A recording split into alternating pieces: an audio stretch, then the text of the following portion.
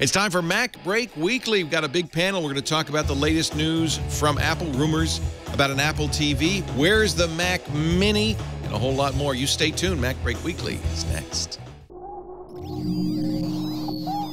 Netcasts you love. From people you trust. This is Twit. Bandwidth for MacBreak Weekly is provided by CacheFly at CACHEFLY.com. This is MacBreak Weekly, episode 390, recorded February 18th, 2014. Rip, mix, and burn. MacBreak Weekly is brought to you by Audible.com. To download the free audiobook of your choice, go to audible.com/MacBreak. And by Squarespace, the all-in-one platform that makes it fast and easy to create your own professional website or online portfolio. For a free 2-week trial and 10% off, go to squarespace.com and use the offer code MacBreak2. And by Freshbooks, the simple cloud accounting solution that helps thousands of entrepreneurs and small business owners save time billing and get paid faster. Try it free for 60 days at getfreshbooks.com and join over 5 million users running their business with ease. It's time for MacBreak Weekly, the show that covers Apple and all the Apple stories out there, all 5 of them. And right now we have more people on the panel than there are Apple news stories this week, so that's going to make it really exciting. I'm going to start all the way on my left, Andy Ihnatko from the Chicago Sun-Times in chilly New England. Hello, Andy. Thank you, Leo. Snow continues to harass citizens in the Northeast and all the way down the Eastern Corridor. As supplies of road salt continue to deplete, roads become treacherous. We go to Alex Lindsay with a live report. Let me ask you, when you do you and your ilk, people in your area, when they watch CNN and it says millions threatened by killer storm, does that send terror? Doesn't it have the same impact it might have had about a couple months ago? Yeah, because they say it every week now. It's at this point, any part of the roof that would have collapsed has collapsed. Any children that would have gotten lost in the snow and died have already died, really. Yeah. At this point, it's like, make sure this marshmallow is on hand, make s'mores, and just sit it out. I saw somebody build a Jabba the Hutt snowman on their front lawn. That's how much, if you have enough snow to build a Jabba the Hutt snowman, you've got a lot of snow. Anyway, welcome. It's good to have you from the frozen East, from the frozen Isle of Great Britain. We have Mr. Don McAllister, Screencasts Online. Hi, Don. Hi there, Leo. We're not so much frozen as flooded at the moment. Oh, no. We've got copious amounts of water, especially down south. Yeah, the worst flooding for years. It's pretty bad down there. Is that because of a lot of rain or what? We've had a lot of rain. Politics have got involved as well about not dredging the rivers properly, it's just a complete mess down there. Lots of flooding, lots of people flooded out of their homes and businesses ruined, and it's horrible. If I remember from Herman's Hermits, the river is the Mersey River. The one in Liverpool is the Mersey River. Yeah. The Mersey. Mersey. Yeah, down south, it's around Somerset, around the southern region that are really suffering. Up here in the north, we're not too bad. We've managed to escape most of it. Awesome. Well, it's great to have you. Welcome.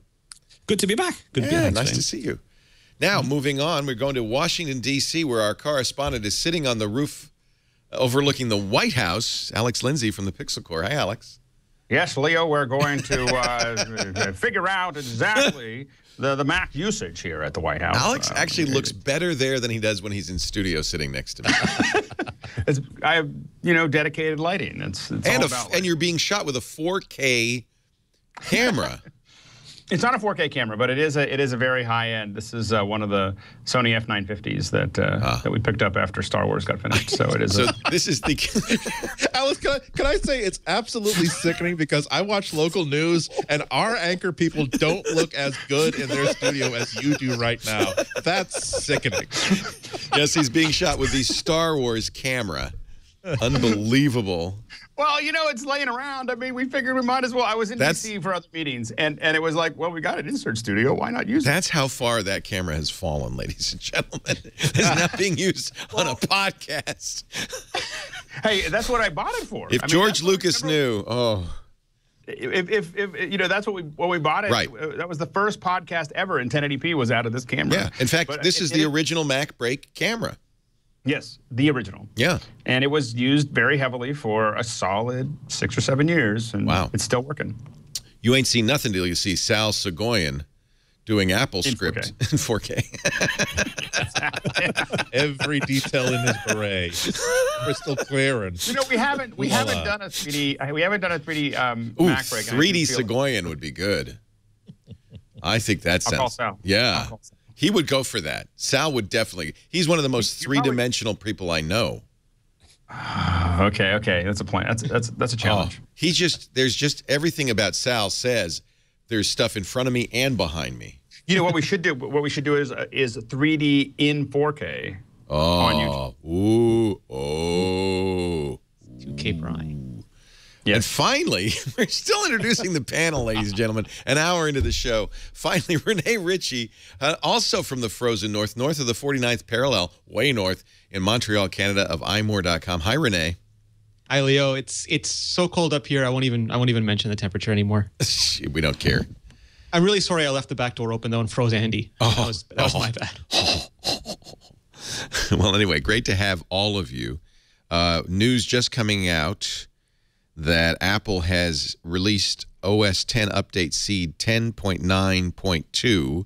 Some hope that maybe Mavericks, some of the really nasty bugs in Mavericks will be fixed. In fact, Apple is telling developers on this release, focus on mail, messages, and VPN. Mail's been just really horrific in Mavericks. According to Mark Gurman, writing for 9 to 5 Mac, the increase in beta release frequency somebody make a Kenneth, what's the frequency joke here, indicates that a public launch is quite quickly approaching.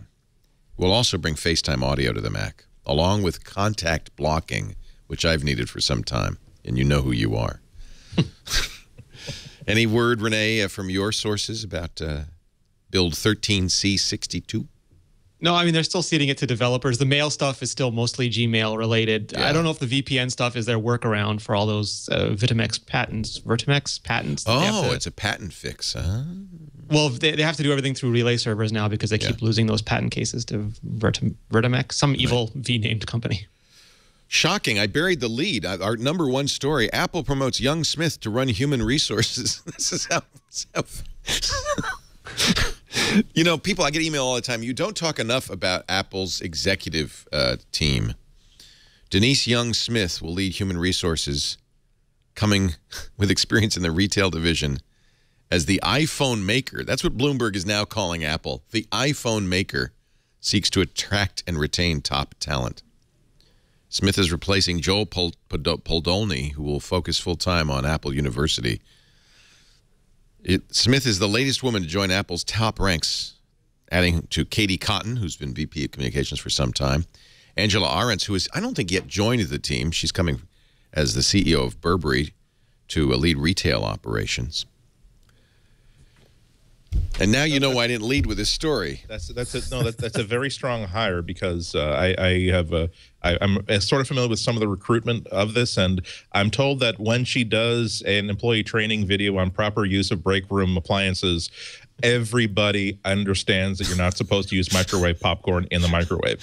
Wow. So I mean, it's these little. It's so Apple. You don't really build the whole thing. You pay attention to every component of the larger machine you're making. So. Actually, we jest, but, you know, the former head of HR was the former dean of the Yale School of Management. Steve Jobs brought him in 2008.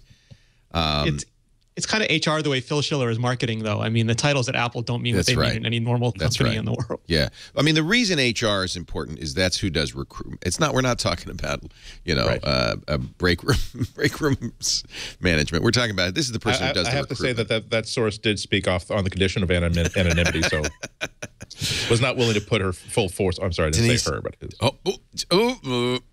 Denise does the best videos. So actually, you know, it does seem like Tim Cook is beefing up his management team, that he's adding people who weren't there before. Bloomberg reports, of course, reminds us that CTO Kevin Lynch was just hired.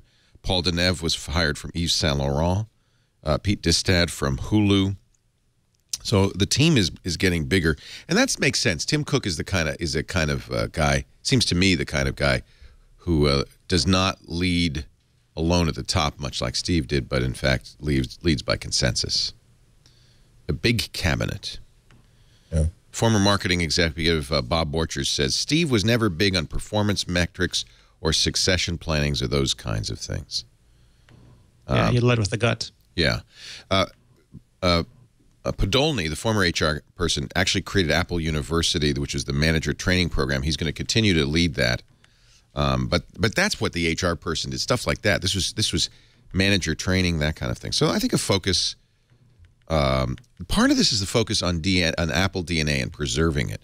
One of the courses at Apple University was called "What Makes Apple Apple," and so they're really trying to transfer the DNA. The other part of this job, which I think becomes more and more important, is training managers what not to do to avoid future lawsuits. I mean, they have two interrelated problems, and one is that they're getting so many people in now that they can't do the old mentoring relationship where you were the new guy on a team and the team taught you everything to do. Now there's a couple senior people and a whole bunch of new people, and that means you have to teach more like a university. And at the same time, retention is still probably their biggest problem because the turnover rate, it's not huge, but it's consistent. And replacing a lot of those senior engineers is not easy, even if some of them do go out and come back. Startups are incredibly attractive in the Valley right now, and keeping those people around is getting harder and harder. Also, as Apple continues to acquire more companies, and they're basically bringing more people on staff, who are not just people who out of college who have had sort of basic careers. We're talking about people who are all-stars from entire industries. So I'm guessing that I don't think that they'd hire anybody who would introduce any amount of friction, but I think that that's sort of indicates why you need a real all-star in your HR department as well. Yeah, and I think the other point is that Tim Cook is more collegial, and he really, unlike Steve Jobs, wants a team around him that can support him. I mentioned before I read the Brad Stone book about Amazon, the everything store, and they talk about the publisher's lawsuit. And, of course, Amazon had the wholesale model, a more traditional model of book buying. They'd pay the wholesale price, usually half the cover price, and then set a price in the Amazon store. That upset publishers because often the price was lower than cost. Amazon could afford to do that, but that really put pressure on other channels. But one of the things they talk about in this book was when Steve Jobs came along, setting up iBooks, going to the publisher, saying, we're going to do something you'd prefer, which is the agency model. You set the price. We take 30%, just as we do in music. Apparently, the government's lawsuit against Apple, which is finally kind of wrapping up, this is the one that put the government monitor in Apple to make sure to ensure compliance, because Apple did lose this lawsuit. All the publishers settled, but Apple fought and lost. This lawsuit from the DOJ came from kind of statements Jobs made in the Isaacson biography, things basically that exposed the company to lawsuit, saying we'll show those, we'll show Amazon, we'll put them out of business, kind of stuff, revealing that really the intent of the agency model was to in fact undermine Amazon, that the publishers loved that. And you can't say that kind of stuff in public because it's, well, I guess it's collusion. So I think maybe, this was how Steve ran things. It was Steve's ship, and he said what he wanted to say. And he would say things like, we're going to annihilate Android. We're going to put, and these things were perhaps not politic. In fact, perhaps even legally suspect. Well, and even the whole iBooks thing was... Go ahead, Alex. I was just going to say, I think that a lot of those lightning rod founders, that kind of personality is what got them there. Yeah. And so I think that is oftentimes almost a requirement of creating enough energy to push something out, and oftentimes that's not the best way to manage the company over a long period of time, which I think that Tim Cook is set up for. But the question is whether you'll still get the exciting products and the excitement in the company that you had before. You have to either have that excitement or really manage it well so that people really feel like they want to be there. Renee? The iBooks thing is a perfect example, too, because Steve Jobs said no iBooks, no iBooks, no iBooks, and then called his team together and said, I decided to do iBooks. You have a couple months until the iPad event. go. And then it's not a planned thing, and it's incredibly reactive, and you get statements like that. And under Tim Cook, that is probably not going to happen. That would probably be a much better plan going up to the event. And to Alex's point, you don't get the same highs, but you don't get the same lows as well. Right. So you get what's a more normalized Apple. That is the challenge for Tim Cook, though, is to keep that creative genius, that spark alive, while building a more, kind of traditional structure. Well, and I think some of the question, though, is also whether you need that at that point as well. So, I mean, what I mean by that is that to get to where Apple is now, to get to that incredible growth, you definitely needed that spark. And we definitely want to continue to see things coming out of Apple that are exciting. But I think on the other part of that is also being able to take this almost $500 million company and continue to make sure that it stays there. And I think that, over time, managing what it already has. Sorry, Alex. One of the interesting things, though, is the HR, the new HR appointment that we started off the discussion with. The person that she's replacing is going to focus now on the Apple University, yes. And the university is very much an unknown quantity within Apple. But I know it was said, Steve's passing, that perhaps his greatest achievement wasn't any one individual product, but the fact that he built Apple as an organism and a growing thing that has its own DNA. And the university really was a way they foresaw of sort of keeping that together and to grow it, really. So it's quite interesting now that he's and it was always strange that he had the title of head of HR, because I think he did set up the university, but he's gone to focus on that more now. So perhaps it needs a bit more TLC, or it's growing so big now that they need to focus on it more. Should make it clear that's not the same as iTunes University, which is what we go to get university courses and stuff. It's Apple University, which is much more like Hamburger U at McDonald's.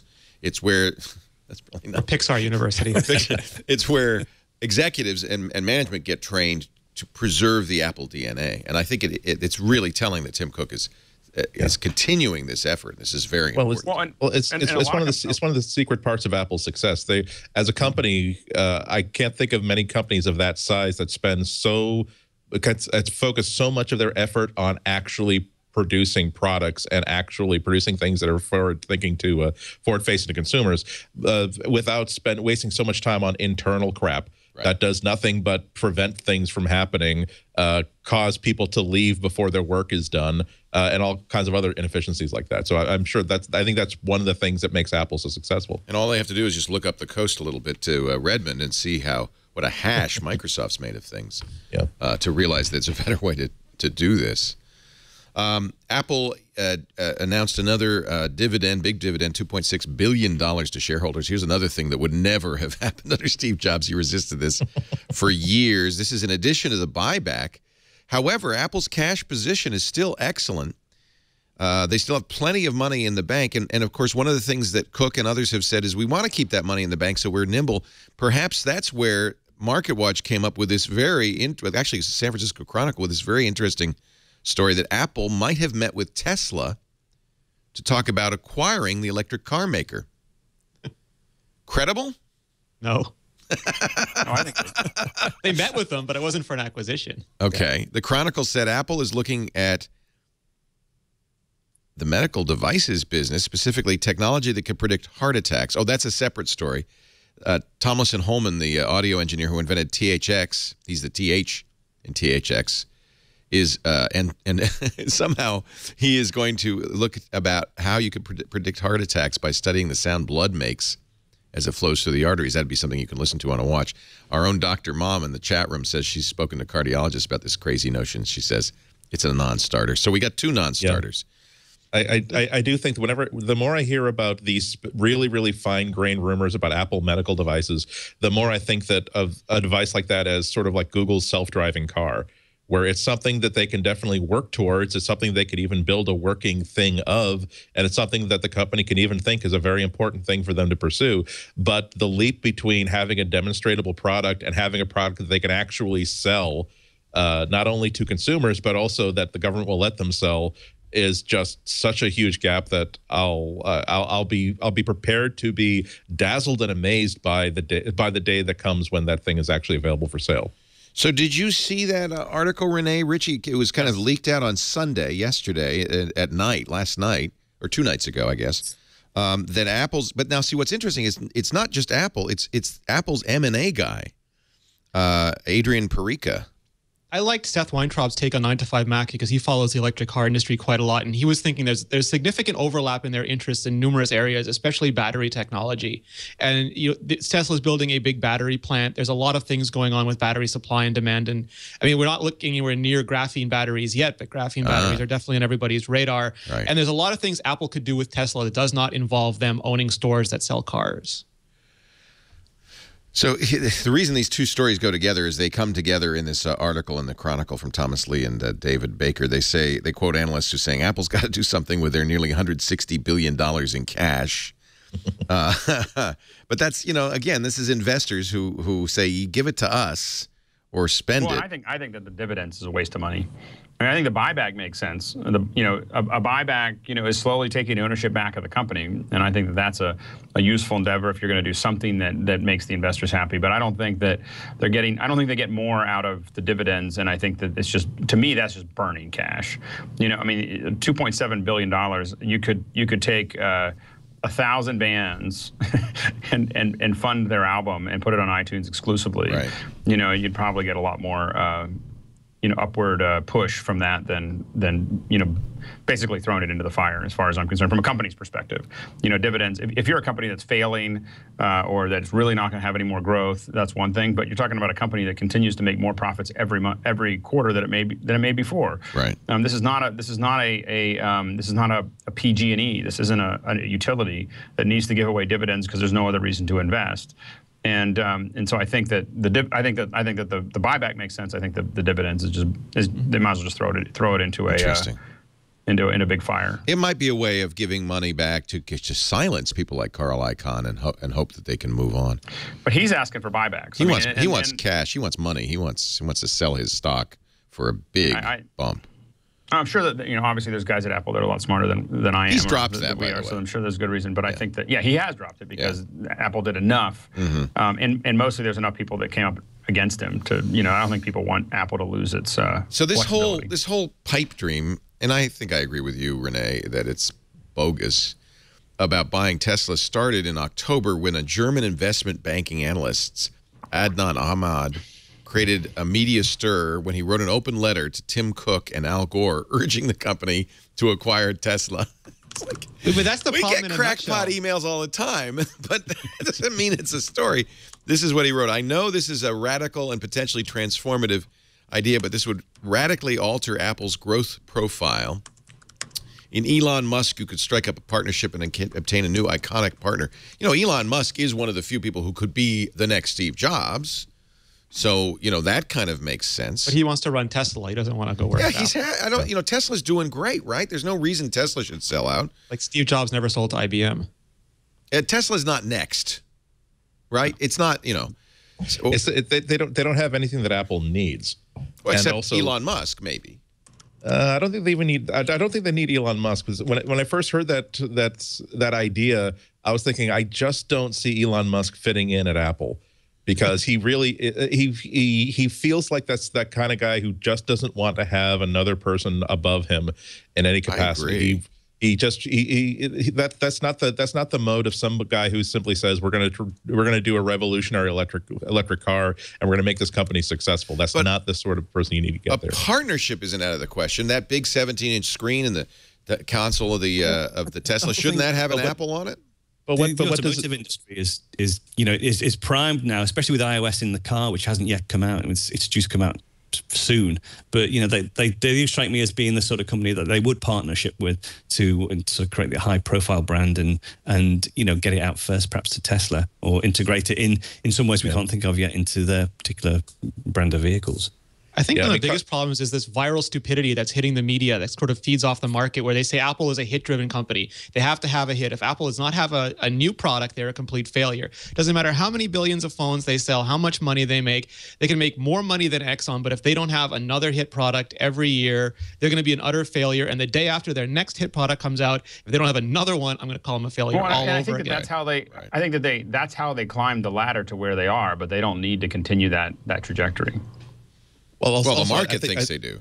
I think that misunderstands who Apple are anyway, because I agree with Don in that I could see them targeting the Tesla as being an Apple type of product, and that it is gutsy, it is cool, it is aspirational, it is unaffordable by most people who are shopping for this type of product, and it could show off Apple technology incredibly well. But Apple, it's in terms of buying a car company, that's something that if the rumor were about Google doing that, and we take Elon Musk out of the situation, I could at least put that on somewhere on the spectrum of credibility, because Google is one of these companies that simply says, electric car? Okay, cool. Sounds like a great idea. Let's start doing those too. Apple really does have to. I keep saying it. They are writing one story with a beginning and a middle and an indeterminate end, with consistent characterization and consistent plot lines. And once you introduce a spaceship into Pride and Prejudice, they say, no, this is not a story in which aliens visit Pride and Prejudice, so we're not going to have a spaceship land. I think that owning Tesla would be like having a spaceship land in Pride and Prejudice. If you, Alex, took. Let's do a little set theory. If you took the set of people who own Macintoshes and the set of people who own Teslas, how big is the intersection of those two? Size of Silicon Valley. I don't think that. Well, I think the real issue is that I still believe that Apple does their products. They seem revolutionary, but their products are designed for 90%. What will 90% of the population do with 90% of the time? Like, that is what Apple products solve, and I don't think Tesla fits into that right now. Well, I think it's 10%. It's still it's a 10% market or less. It's still early yet, yeah. It's a 1% market. Well, let's talk about this watch then. Boy, the idea of hiring Tomlinson Holman is fascinating. They hired him in 2011. Nobody's denying that. And according to his LinkedIn profile, they hired him to, quote, provide audio direction, end quote. Seems like the quality of audio on iTunes is probably not what the inventor of THX is working on. According to the leak, they're looking at ways to measure noise turbulence as it applies to blood flow in order to predict heart attacks. Dr. Mom says after talking to some cardiologists about this idea, they agree you can do that if you can listen to the heart, but you can't do it from a wrist. Maybe Apple's doing more than a wristwatch. Maybe they're going to do a heart monitor that you... Well, they have to do something non-invasive, don't they? They've got to do something that you can wear on the outside of your body that will measure various metrics. Just how feasible it is, I've no idea. I'm no expert. But the thing that I always hark back to is Touch ID. Although we were talking about fingerprint sensors in the phone before they actually came out, I don't think anybody actually anticipated just how well it was integrated and how well it actually worked in real life. So, it wouldn't surprise me if they do come up with some really strange off-the-wall way of measuring metrics with some as of yet unknown technique. Yeah. Because done it before. I don't know. I think that, not to blow our collective, trumpet our own thoughts too highly, but I think that about a year ago we were all collectively pretty much on the mark in that we were thinking about, well, authentication is a very, very problematic part of the user experience, but Apple would not do that unless they had it working absolutely as perfectly as it could humanly do, and a step above anything else that anyone else would have done. And I think that also adds a certain amount of focus to how we think about them doing this sort of a health watch, where every week after week we get a new rumor about another pie in the sky thing about, oh, it'll diagnose diabetes and it'll tell you when to go in for cancer screening, and it'll do all this sort of stuff, and it won't be invasive at all. You can buy it without a prescription. It'll be legal to sell in every country. I think that it will be more like fingerprint authentication, where it does this one thing. It doesn't even do the other one thing that we thought it would do, which is for electronic payment transactions. It does this one thing. It unlocks your phone. And in the meantime, it gets you hooked on the idea of unlocking your phone by touching this one thing. So that's why if they do a health watch, it really is going to be one or two things that work so well that instead of being the health watch that you put in a drawer after about 2 weeks, or you lose it after 5 weeks and don't even bother to go look for it very hard, I think they'll make the first one that does a couple of things, and it's so good that you actually start turning over sofa cushions to try to find it. Or it lets you know. Well, and where I think what you want is something that you're going to keep on all the time. I mean, I think that is the. I know that I've been. Well, you got to charge it. Well, yeah, you have to charge it, but I think that.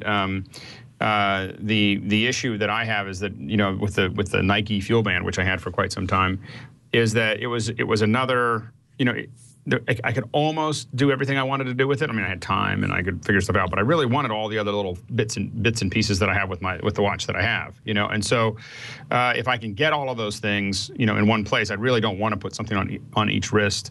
I really want it to just be one experience. And I think that, you know, I think Apple definitely has the opportunity to do that. And I don't think they need to measure my blood pressure or my heartbeat or any of those things. I mean, you know, just the basic motion of, if they replace a Nike Fuel Band or a Fitbit, and then they add all the other things that they could do, I think that they're in a pretty good place. You get a Fitbit. Yeah, I agree with you. Fitbit that it does some of the Pebble notification stuff, but more importantly to all of this is beautiful. It's got, if it's fashion, and Apple can make something fashionable at a, you know, they can charge a decent price for that. I would consider it. It'd have to look good, though. I do not, and I think, I would guess that most people, by the way, pardon me for this interruption. David Huckable is a photographer who's done a set on Flickr called Mac-ternity. I think we should just sit back and enjoy these pictures of David and his Mac Pro. He's having my baby. What a wonderful way. It must have been cold there in my shadow to never feel sunlight on your face. Did you ever know that you're my hero? You're everything, everything, everything I like to be. I wish, for those of you listening to the audio stream, you could see these lovely pictures. A Mac Pro boudoir photo. I thought my fondle cam was going too far, but apparently here's a man who loves his Mac Pro even more. Probably illegal in several states. Yes. Can you marry a Mac Pro in California? I don't. I got $20 that says that the moisture sensor inside that is very, very much red. Taking off the headphones for a while. Well, but I think that when we think about what, jeez, just keeps on going. Full multi-core action. Just 1995. It's the hippie headband that throws me off. The headband's a little weird. Just when I'm about to sort of say, okay, to each his own, it's the headband. Mac Pro Jesus turned water into. And at this moment, how many hundreds or thousands of people watching this are saying, that guy got his Mac Pro. Why don't I have my Mac Pro? Where's my Mac Pro? Damn you all to hell. All right. Johnny Ive, how are you feeling about yourself right now? You feeling good about yourself right now? Can't innovate my ass. I can never unsee that. Credit to David HB on Flickr. Or, I'm sorry, Davin, not David. Davin HB. Davin Haukebo Bol, B-O-L. If you want to see these pictures, you may flee to Flickr and see them all in great detail. Our show today brought to you by Audible.com. Yes, the greatest bookstore in the world as far as I'm concerned. I don't read with my eyes. I read with my ears. I listen to great literature, nonfiction, fiction. I said I probably used the wrong verb, that I read the Amazon book by Brad Stone, The Everything Store. I listened to it on Audible.com, and I just loved it. It's a great way to listen to books. Our friend Daniel Suarez has a new book. He's coming in on Monday, less than a week from today, to talk about his new book, Influx, which is phenomenal. Now, you can't listen to it yet. It won't be out for 2 more days, but you could pre-order it, and I'm going to tell you how you can get it for free right now. If you visit audible.com/MacBreak, 13 hours, 45 minutes. If you get it by Thursday, you'll have enough time to read it over the weekend and then listen to the interview on Monday. That's my plan for you. And for free, too. You'll be signing up for the Gold account. That's 30 days free. Your first month is free. That means your first credit is free. Your first book is free. Cancel at any time in the first 30 days, and you will pay nothing, but the book is yours forever. You'll also get the daily digest of the Wall Street Journal and the New York Times. That Gold subscription is a great way to listen to Audible.com. What are you listening to these days, Andy? I always like to find out what Andy's listening to. Oh, so happy when this hit Audible. Actually, was first published and then hit Audible. There is this massive obsessively researched history of the Beatles. That part one just was released about a year ago. It's called Tune In: The Beatles All These Years by Mark Lewison. And we're not talking about, okay, let's add how long did it take to record Let It Be and who played what. It starts off with, here's the history of Liverpool, and here is the great-great-grandparents of John Lennon, and here's the cobbler shop where this person who sold John Lennon a pencil we used to own before he was sent out of the county for stealing a pig. It is meant to be absolutely obsessively researched and comprehensive in every detail. 3 parts. If the first part is called Tune In, you can guess that the second part is going to be called Turn On, and the third is Drop Out. I like it. Part 1 only takes you as far as the start of the British invasion. I think it goes all the way to holy cow. Hit them. They're going to the U.S. for their first appearance at the Ed Sullivan Show. But you will hear everything going on. And if you're picking a book for like a free book, this one part 1 is 43 hours and 48 minutes long. Holy cow. I am barely 6 hours into it so far. So again, if you really want to say I'm going to get the equivalent of about 40 books out of my free offer, this is a good one to go for. And also, I have a feeling that if you have an interest in the Beatles, or if you have an interest in that aspect of pop culture, this will be pretty much the only series of books you're going to need to know. This is the Harry Potter series of Beatles books. Wow, I've read all the great Beatles books, and there've been quite a few of them because I'm a big Beatles fan. But this sounds like the definitive bio. It's pretty good. You have to sort of reset your head for, again, this is part 1. They do go very, very far back. Yeah. But the book wants to make sure you understand the context of everything that's going on. But once your head gets used to the fact that we're not going to find out about Yoko Ono and how she might have disrupted anything for quite some time yet, you sort of calm down and you start to appreciate the tapestry the journey that he's leading you on. You got another 80 hours before Yoko he makes an appearance in these books. Are you aware of this book, Don McAllister? You live in Liverpool. No, I'm not aware of that one, but it looks very interesting, especially with the with the background to it as well. I'll certainly be checking that out. I don't know if you know, but here in the States, it's been a big kind of Beatle thing because the 50th anniversary of the Beatles' first appearance in the United States was a week ago. Mm-hmm. And so CNN's, there was a Grammy special. Paul and Ringo performed together on it and so forth. So there's kind of a second wave of Beatlemania going on in the U.S. right now. I don't know if you got it in the U.S., but we also got a Beatles, but it wasn't so much a full channel on the Apple TV, but we did get... yes, we did. Yeah, that was good. Yeah, I saw that as well. So we've seen it in the press as well, that there's been some events going across over the pond. Do Liverpudlians today think of them as favorite sons and look proudly at them? Yeah.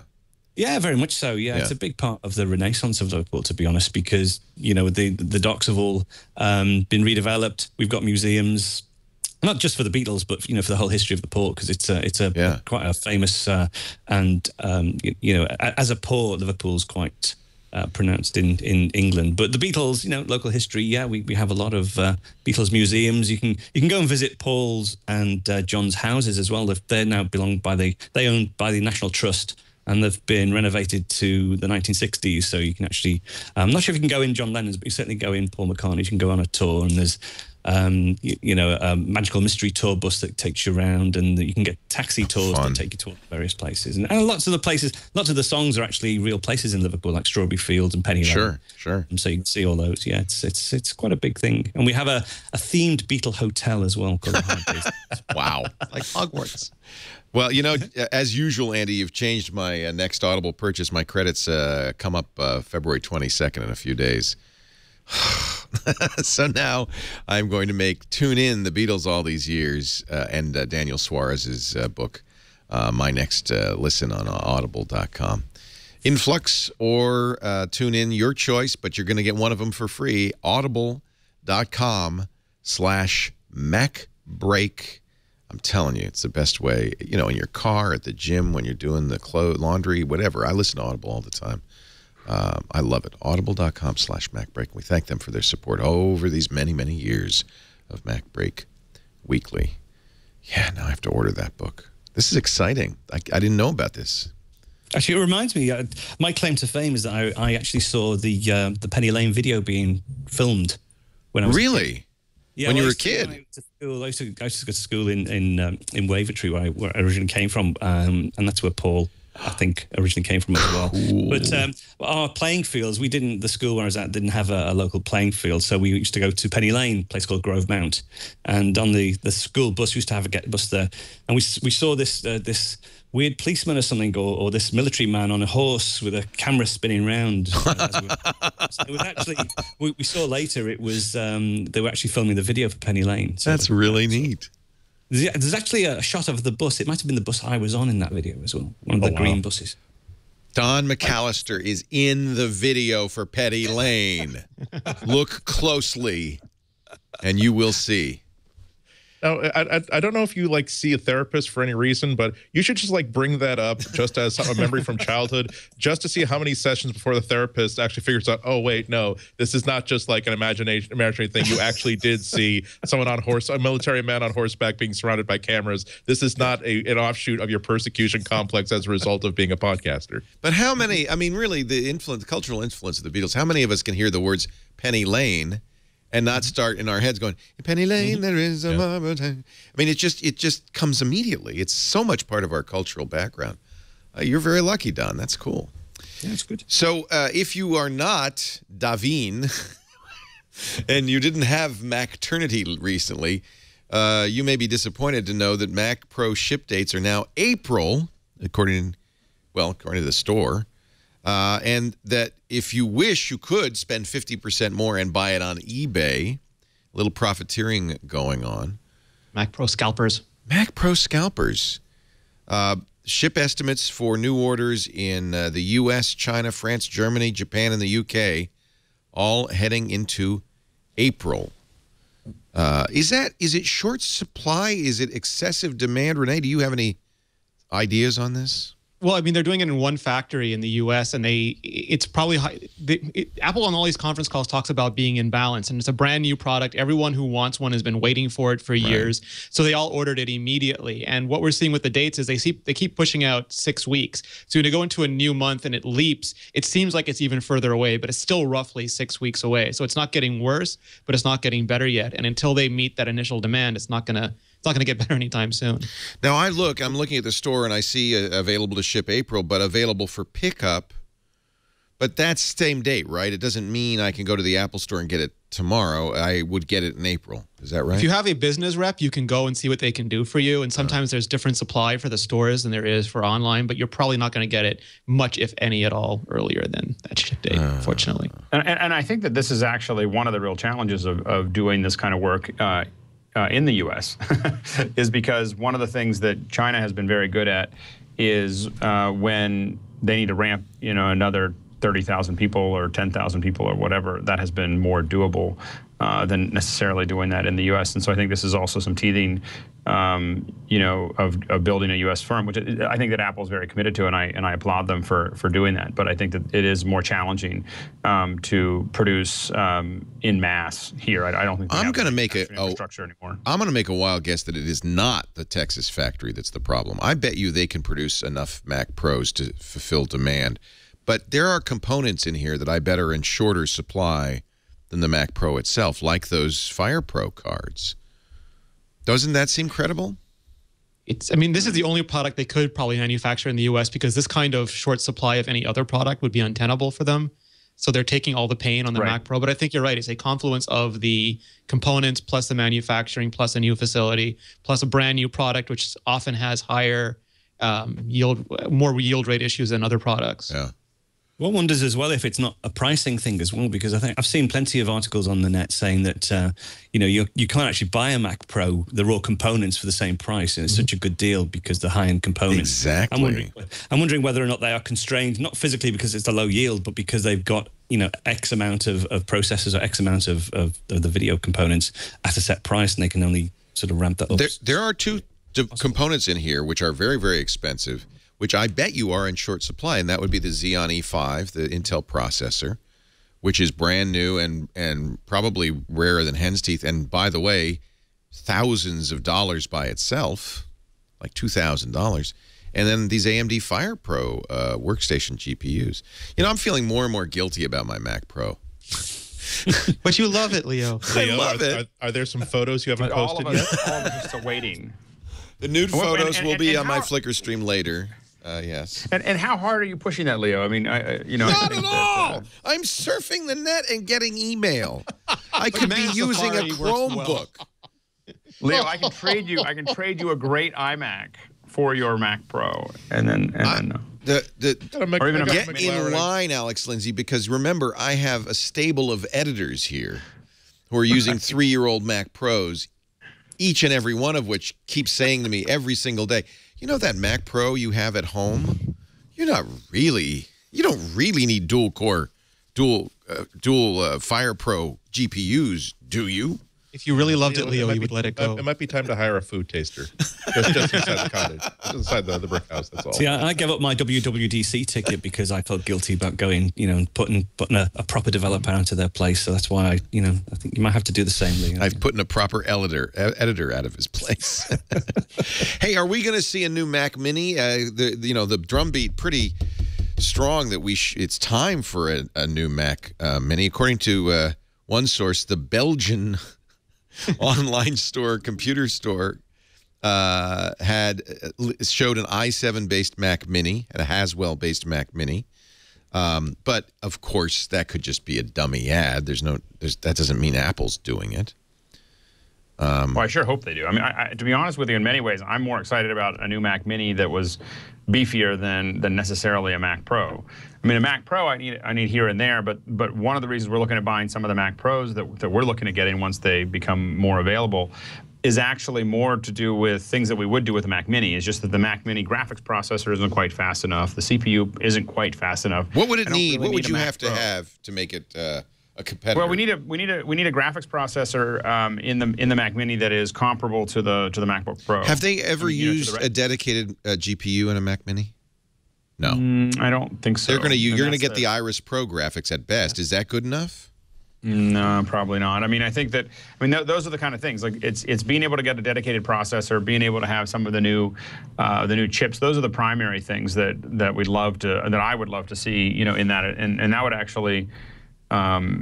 I'd be much more interested in that than the Mac Mini. And I think it's actually one of the reasons that I think Apple will get through the shipping issues that it's had with the Mac Pro before it'll release the Mac Mini. Because there's a lot of us, if the Mac Mini came out tomorrow, there's a lot of us that would buy 5 Mac Minis instead of 5 Mac Pros to do a lot of the things we have, because we have a need to go faster than what the Mac Mini is doing, but we don't necessarily have a need to go all the way up to a Mac Pro. If you wanted to test what this Mac Mini might be like, if you got the $2,000 MacBook Pro, it has Haswell i7. It has the top-of-the-line Iris Pro 5200 graphics. It would be the closest thing, I think, to what a Mac Mini would be. Renee, am I wrong? Somebody in the chat room says, no, there are Mac Minis with GPU. So the interesting thing for me is, and I've heard nothing about a new Mac Mini. It's completely MIA as far as I know. Peter Cohen had a good piece on it saying that the current Mac Mini is still tied to the old MacBook Pro architecture, not the Retina MacBook Pro. Not the new MacBook Pro. Yeah, the old one. And they'll have to re-architect it, and that could include PCIe, SSD on PCIe and much faster RAM and all these things. But it would be a substantially new internal, whether it gets an external update or not.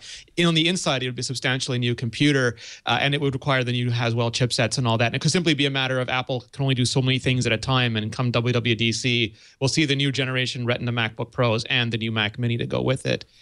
That's about the only thing I can imagine. But like you said, it would be Iris graphics. It would be the Intel i7 processors. That kind of stuff Apple is unfortunately tied to Intel's roadmap entirely for.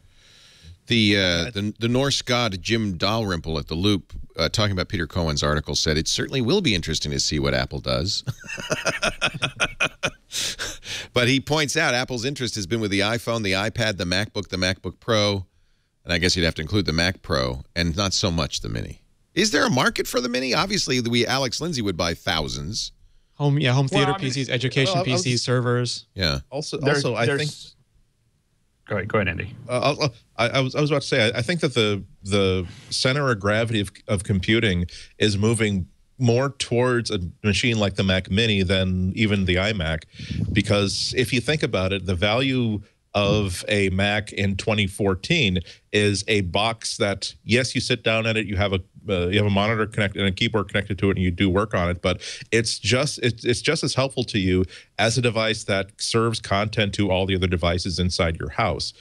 Even if you were to buy it just as an accessory for your iPad, there are dumber ways to spend $500 towards that goal than buying a Mac Mini, putting it on, and using it as a headless server, just so that anytime you want to run a Mac app on your iPad, it's there for you.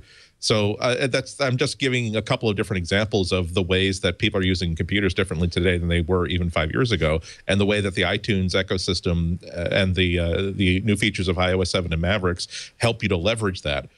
So I would not be surprised if the world kind of realized that perhaps they're chasing the wrong goat here by going for a Mac Pro or going for an iMac, when this much more affordable machine that uses stuff that you already have can deliver so much of what you actually need, not just to the desktop, but to the entire house and the rest of your devices on the internet. You know, given the size of the Mac Pro, here's what we'll do. When they come out with a new Mac Mini, I'm going to do a blind A/B test. I'm going to have my dual monitors. Behind them will be a Mac Pro and the new Mac Mini and a little switch, and we'll put Chad back there switching, and I will be using. And if I can tell the difference between the new Mac Mini and the Mac Pro, then I get to keep the Mac Pro. But if I can't, then the editors get it. How about that? If the new Mac Mini can drive your dual 4K displays, you won't be able to tell the difference. They're not 4K. They're just dual 27-inch Apple Cinema displays. Well, the more people I talk to about this, the more convinced I am that today, at least, the only people who get a real tangible benefit from the new Mac Pro are Xcode developers and people who are doing editing in Final Cut. Everybody else is not really going to even see the performance boost that they are hoping for. Stay on the performance. I'm with Alex, actually. I'm really with Alex. I do think that they've kept back the Mac Mini because it would have impacted on Mac Pro sales. Wow. Because a true pro is going to go for the Mac Pro, but there's an awful lot of people who are semi-pro or morons like Leo is what you're saying. No. People who want really powerful tastemakers, influencers. That's it. I'm the tastemaker. Fashionistas. But you put the relative price between them and the performance differential of the yet to be released Mac Mini, and I bet you a lot of people would have waited and gone with the Mac Mini rather than shut. Well, and there's a lot of things that we use them for. I mean, because we have a lot of Mac Minis. I don't know exactly how many we have, but there's a lot of them. But we use them frequently to just glue things together. And for instance, we might have multiple Hangouts going out, so we have 5 or 6 of them that are all that we used to use for serving, and then we just decided that we weren't getting the same frame rate that we really wanted out of those compared to the laptops, and that's one of the reasons that we phased them out and went back to laptops to run that. And so, but those are the kind of things that, there's all kinds of heads-up displays and other things. And if I was running a classroom, I'd much rather use Mac Minis all stacked, cooled in a little case where no one's touching them, and just have monitors and keyboards, out on a classroom. We use iMacs in Rwanda. We have 40 of them there.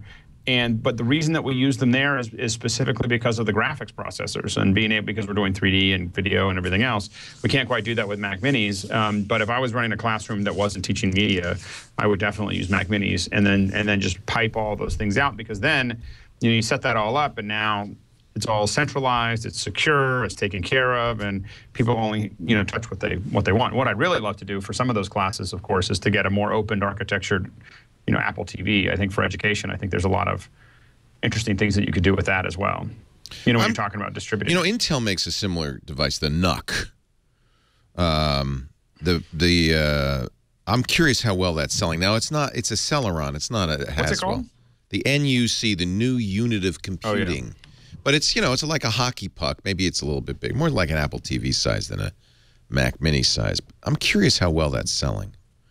So do you think that Apple will wait until, say, supplies of the Mac Pro are caught up and everybody they think who wants a Mac Pro has bought one and then release a Mac Mini? I think so. I mean, I think that one of the things that but I think that if you had a significant, they put a lot into that Mac Pro, and if you had a significantly improved Mac Mini, I think there's a lot of people like me.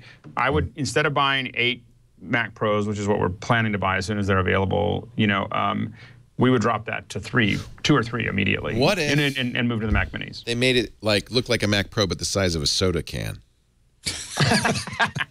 I want the form factor. I want the Mac Mini form factor. I don't want them to change it. I do not How want about a Mac Mini that Mac could be inserted nasally?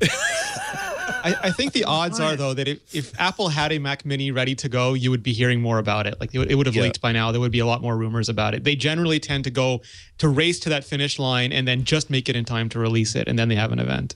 Absolutely. I think that if we're not seeing a Mac Mini, it's not necessarily because they're trying to manipulate the market into buying more Mac Pros. I do think that it's simply because it is not as big a priority for them right now as a really nice Mac Pro is.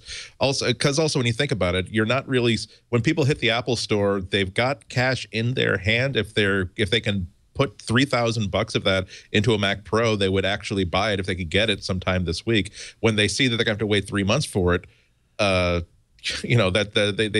money just does not go to Apple. You have to think about if they were to have released a brand new Mac Mini in January, let's say, and they had enough devices to suit every demand, everyone who has $500, $600, $700, $800, $1,000 to spend on it, how many of those they'd be able to sell? Because I do think that the people who come in for a Mac Pro, they will look at the Mac Mini and they will say, they will have that lizard response that says that, yes, but that is a flat, rounded off aluminum box, the likes of which I have seen 100 times before. This is calumniar and it's shiny and I want to just take off my shirt and pull it into bed with me and kiss it. So I don't think those people who want a Mac Pro would be distracted by a new Mac Mini with better specs. They get both. I think Pros. Ooh, you're right. How about they start selling like the Mac Mini as a plinth for the Mac Pro? It's only available in bundle deal number 7. Special. It could be shaped like a hand. They could have the holding the Mac Pro. I just think it's an orb that floats on top of the heat pump. Oh, that'd be good. Yeah, just floats from the air column on the air column. Make it pretty light. No. Finally, a use for the Nexus Q. Right. By the way, apparently there are NUCs, Intel NUCs with the i5, as much as an i5, but no i7s. Gigabyte does make some i7 NUC style computing devices. Well, we are all voting for new Mac Minis. I don't know if Apple's listening, but if you want to hustle along with those, Apple hears all your prayers, Leo. Yeah. Sometimes the answer is not yet. Sometimes the answer is no. Yeah. Taking a break. Come back with more. Alex Lindsay is here from Washington, D.C., the nation's capital, where you look like you're in the next Die Hard. I didn't bring a ripped up shirt. Yeah. For that and get a little grease on here and everything else. Yippee-ki-yay. Yippee-ki-yay, Alex Lindsay. Renee Ritchie from imore.com. We have from Liverpool, the man behind Screencasts Online, a great site, screencastsonline.com, to learn how to use Mac software. Mr. Don McAllister, things going well at Screencasts Online? Yeah, going very, very well. Yeah, and of course we cover the iPad and the iPhone as well, so it's not just Macs now. We do everything. But everything, everywhere. Going on any cruises soon? Well, we've got the MacMania 17 coming up in a couple of months. Well, no, June. So that's the one that calls into Liverpool. Will you join the boat in Liverpool, or will you go to London or somewhere? No, I think we leave from, I think it's Harwich, and then it goes to northern France, and then the Channel Islands. It goes to Ireland, and then it goes to Wales, and then it goes to Liverpool, and then up to Scotland, and then back to Harwich. That sounds like a fun cruise. How long is that, though? That sounds 2 weeks. I think it's 10 days. Yeah, that's 10 days. That's a lot of work. That must be so cool to know that when you're planning ahead, saying, well, I'm going to be in Liverpool on Thursday, so I'll just do laundry. I'll go home, hop off the ship, my phone. do the laundry. I only need to pack 2 pairs of underwear. Yeah, and your phone will work everywhere except France. But nobody's phone works in France. We got the itinerary, because they do shore excursions at each port, and I was fascinated to see what they did for Liverpool. And there's quite a few, because they cover the northwest of England as well, so you can go to Chester, you can go to Wales. You can do a Titanic tour around Liverpool, because that's that's where it was built. That's right. Yeah, lots of links with the Titanic, or you can do the obligatory Beatles tour as well. So I'm deciding which tour to go on with. Where would I get off the boat to see Stonehenge? That'd be Southampton. Oh, down in the south there. Yeah, and you don't want to go see the Magna Carta because it's here. They shipped it over here. Did you know that? I did not know. First time it's ever left. It's in a church. Oh, right. Okay. Yeah, the first time it's ever left the church, they put it in a special suitcase and flew it to the U.S. So temporarily, at least, your country is without a basis of government. Yeah, sorry. Yes, we have that. We have that now. The nobles can now take over again. Queen Kate. It's in Houston, just so you know. Okay. For the most humid town in America. They put it in a special aluminum and steel case with monitors, wrapped it in special packaging. Then they put it on a plane to cross the Atlantic Ocean. It's the Magna Carta has never before left the English shores. It's been at Hereford Chapel near the Welsh border, right up near you, for 800 years, ever since the nobles forced King John to sign that at Runnymede. John C. Dvorak was there. He told me all about it. Our show today brought to you by Squarespace.com. You saw the Super Bowl commercial. A better web awaits, and it starts with your website. Let's not have that ugly, cluttered, disgusting, poorly designed internet. Let's have a gorgeous design for your site with Squarespace.com. It's as simple as going to Squarespace.com, clicking that white Get Started button, taking a look at the 25 gorgeous templates, some brand new ones in there. The logo creator tool. So if you don't have the money for a designer, you can actually do your own logo, which is really cool. It's easy to use. You start with a design. Here, let's look at Momentum. These are all mobile responsive, which means they look great on any size screen, even that 4K screen or an iPhone screen. They all have e-commerce enabled. So you don't have to worry about a special mobile site or a special e-commerce site. It's everywhere. It fits. It works. And then the beauty is, and you'll see the example sites designed with any template you're looking at. It's really cool because you can really see what these sites in action look like. Gorgeous, full color, not cluttered, not, sites that beckon to you. I think Squarespace is great. 2 weeks free. You don't need to give them a credit card. The idea is here's a chance to try it out, to see what it looks like. You can even use their importers to import your existing content, including all the links, all the images, even the contents and the comments, so that instantly that site. And by the way, it's great because you go, yeah, my content doesn't look good in this template. Just try another one. Customize it to your heart's content too, with a drag and drop, point and click. Doesn't take anything. This Momentum is great because it's a full bleed site, so the images just go all the way to the edges of the screen. It's very image specific. That's why a lot of photographers and artists love Squarespace for their portfolios. But you can you want a text heavy site? They've got templates too for that. You can do anything you want. Here's a Hudson. This is a much more text specific site, and you can see what some people have done with Hudson in terms of text. Of course, a lot of images too. I just feel like Squarespace is a great place to play. Go there, play with it. If you decide to buy, all I ask is to use the offer code MacBreak2. You'll want to. That takes 10% off their already low prices. Squarespace starts as low as $8 a month when you buy the annual plan, and that includes the ability to sell a product and accept donations. So it's great if you want to create a site for a nonprofit or a fund drive. $8 a month. That's it, and that includes a custom domain name when you sign up for a year. $16 for the professional site. That means unlimited bandwidth, unlimited storage, unlimited contributors. You could sell up to 20 products. The developer platform is fabulous. If you do know HTML, CSS, JavaScript like that, they have a great developer platform. The full e-commerce site, which gives you not only unlimited bandwidth and pages and galleries and blogs and storage, but fully integrated e-commerce for unlimited products, digital, physical, or service. They even help you out with real-time carrier shipping, label printing, integrated accounting. Squarespace, that's $24 a month. Use our offer code MacBreak2. You'll take 10% right off the top there. Squarespace. Look, you made a new logo for us with a logo creator. It was quick and easy, and the time it took you to read that. Hundreds of Google fonts, and then I don't know how many icons in there, but just like thousands of icons that you can. Oh, look at that! I want a fancy one. I love this. Yeah, MacBreak Weekly and Scribble. Yeah, here, let's do it in Arial. Just make everyone freak out. It's a very simple site. Yeah. Oh, Comic Sans. No, that's Tecton probably. Do we have? We might have something. No. I think Squarespace would not allow you to use Comic Sans. Weekly. That's good. I like that. It's very Very 50s, 60s. I mean, that's our Peter Max version. Speaking of Liverpool, Squarespace.com offer code MacBreak2. Try it today. You're gonna love it. And here's 15 years of Apple's home pages. This is put together by it's on SlideShare. Oh my God! Look how bad these looked. Introducing the Newton. They were just getting started. The eMate 300. The GeoCities Apple pages. Hello again. They're selling the iMac. Whoa! How much you want to bet those were done in BB Edit? You know, they were. They used BB Edit for a long time. Yeah. So these probably all are BB Edit pages.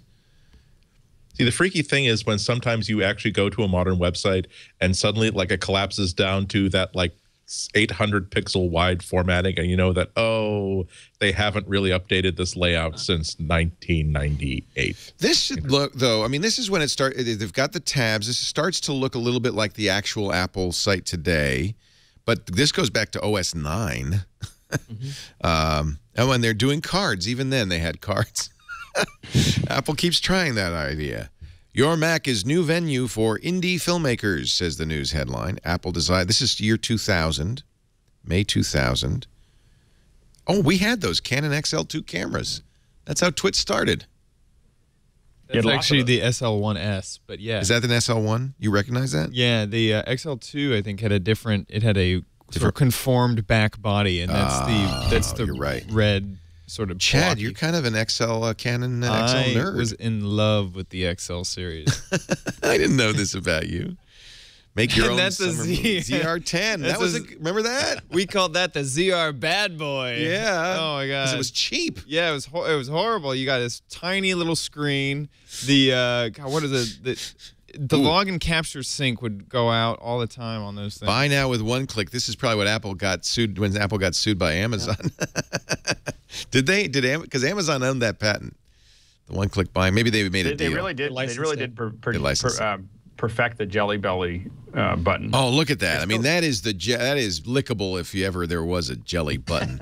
Holy cow! Oof. It was just it took a lot of Photoshop work to do that well. There's Office Mac introducing the best version of Office ever. More Mac-like features.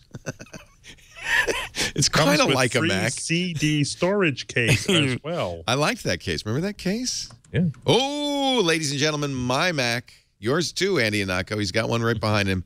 The Cube. And look at that monitor. What is it, a 15-inch monitor? Wow. We're still in the year 2000. It was the speakers that I really dug. Yeah, the little round speakers. Yeah. These little grapefruit speakers. Yeah. Remember when Apple used to, you'd buy a computer, you'd get accessories with it. Yeah. Like a keyboard. And someone inside Apple would say, but wait a minute, that'll make the box bigger. And then he'd be shouted out saying, no, we want to give things to our customers instead of just the box. Here's the first titanium PowerBook. This is it says 2013. That's not the case. This is like 2001 or 2002. The Wi-Fi. Remember the Wi-Fi on the titanium was worked for about 10 feet. Yeah, because it was in a metal case. Yeah, it turns out you put an antenna inside of metal. Faraday cage MacBook. Rip, mix, burn. I bet the music industry loved that. This is probably, now that we look at it, this is Steve Jobs going to the music industry. Rip, mix, burn. And doesn't it freak you out to see a Mac with so much distracting texture on it? Look at that, horrible. I think it's cool. I don't think that's bad, or the new Macs are bad either. But it is such an emphatic statement about how their thinking has changed about design. Pizza Box says it's the Dalmatian Mac. Blue Dalmatian, and they had Flower Power as well. Oh, that's right. Here you go, Flower Power. Wow, this is very 60s. Now shipping the power of Unix. This is the first OS X box with the simplicity and elegance of Macintosh. Final Cut Pro 2, PowerBook G4. This is fun. Power Mac G4 with Super Drive now shipping. Again, power to burn. They're really pushing the burn. I think this is really a way of kind of slapping the music industry into submission. Update to Mac OS X, says the headline, enables CD burning. The new iBook. It had modem, Ethernet, FireWire, USB, RGB, and an AV plug. How many of these ports are gone forever? No want to talk Ethernet, about it. no FireWire. When the Retinas came out, and Andy said, the big thing you're going to miss is, and Andy and I argued about the fact that I didn't think we would miss the Ethernet cable. And Andy, I just wanted to let you know that I probably think about you once a day, just when I can't find a converter. For my We Ethernet miss cable. the Ethernet cable. Everything we Trust do, everything me. we do Alex, with so long as Hangouts you're is thinking all, about all me. has to have a hard line, and I have to plug this in, and I'm always like, Andy was right. Andy was right.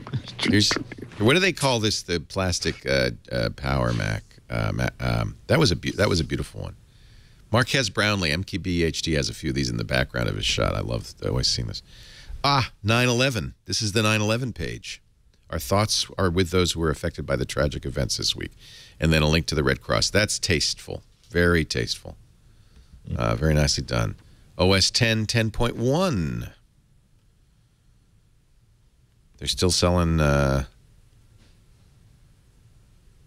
Say hello to iPod. 1,000 songs in your pocket. That's 2001 now. Late 2001. Adobe Illustrator 10. Creative freedom. This really is quite the trip. George Harrison passed. Remember, Steve Jobs, a big Beatles fan. Shows how important Office and Adobe were to them back then. Yeah. Right on the front, Office Mac. And then before that, Adobe Illustrator. Yeah. Using the days before Adobe dragging its feet on Photoshop, the Photoshop update. Right. Yes. $50,000 editing system, now 98% off. Introducing Final Cut Pro 3. Titanium PowerBook G4 comes with a new combo drive. Burn CDs anywhere. Boy, geez. The X-Serve, remember that? May she rest in peace. May she rest in peace. $2,999. This is important. That X-Serve, roughly the same cost as a Mac Pro. What did you get in the year 2002 for an X-Serve for $3,000? Dual gigahertz G4 processors, single gigahertz, 2 megs of L3 cache, 2 gigs of SD RAM. Get ready for this, 480 gigabytes hard drive. You did get dual gigabit Ethernet, but remember, it's a network machine. OS 10 server. Redundant power supply. Redundant power supplies. There's the white 700 megahertz iBook. 30 gig hard drive. 100 megahertz system bus. I remember when they said that, I was like, wow. Here's the eMac for education, the most affordable G4 system at $1,099. What's interesting, how consistent Apple's pricing has been, even 10, 15 years later. They understand that $1,000 to $1,200 price point is a critical price point for the iMac. iTunes 3, smart playlists, ratings, enhanced effects. I think this was also the one that had podcasts. My gorgeous brushed metal. Yeah. The floating screen iMac. Still one of my favorite computer designs ever. Oh, yeah. So Pixar. The Leonard Connie's Johnny Ive book talks a lot about that. Really neat. The new iPod family now up to 20 gigs. Starting at just $299 for 5 gigs. Now for PC too. That was a big one. Steve Jobs fought that every step of the way. Didn't want to do a Windows version of iTunes, but fortunately, his team convinced him over his dead body that was a good idea. OS 10 Jaguar. Chad, you want to say something? I see you. The new Power Mac G4 with dual processors, $1,699. iSync. Oh, remember that? Yeah. That never worked. Yeah, but it was a great idea. I mean, as we go through these pages, we keep revisiting days when you just understood that if you wanted to move an address from one device to another, you're going to have to just type it into the new device. Well, you're going to keep on, or you're going to end up with 6 of them. Right. And that was the other.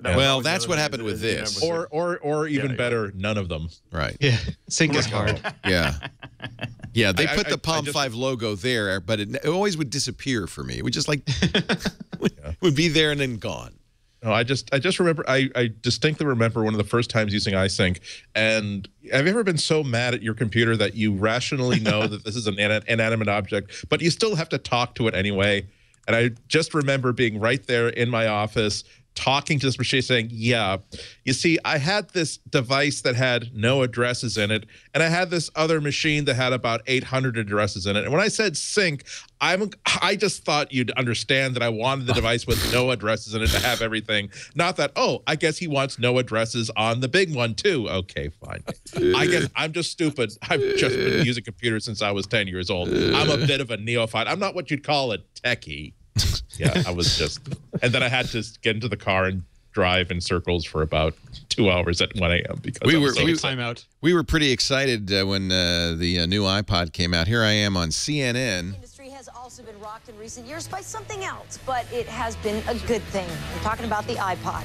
A short time ago in our special series this week, iPod Nation, we showed you how and why the iPod has become an obsession. This is Showbiz Tonight. You are a this is how far I'd sunk. iPod dummy, and you don't know the first thing about portable music, or even if you think you're an iPod aficionado, listen up. Joining us live from San Francisco is Leo Laporte. Leo is the author of Leo Laporte's Gadget Guide. Welcome, Leo. 2005. Good to see you. Hi, Karen. It's good to see you. Thank you. First and foremost, for those who have no idea how this little white machine works, just explain what an iPod is and how it works, basically. Now, what insert studio was that? Was that Media One? Little computer. Yes. A little hard drive in it, some memory, a microprocessor, but it doesn't. Wow, Leo, what a weird haircut you had way back then. That parted on the other side. I mean, God, you know, I'm wearing. I'm looking. The fashions of the day. That they really changed. Probably looked pretty 10 well years back later. then. You wouldn't be caught wearing that same jacket. Actually, wearing the today. same clothes. 10 years later. So let's talk to the people about how you look. It's actually the same jacket, isn't That's it? what makes this I think it is. because it has a hard drive. I was once giving a talk, and for some reason I had to refer to like a Macworld Expo of like 10 years earlier, and I had a picture of myself like with the thing that I was talking about, and I was like 5 minutes into my explanation about a certain trend and a certain technology, but I had to stop and realize that I'm wearing the same shirt, the same vest, the same pants. I mean, literally the exact same shirt. Damn you, YouTube!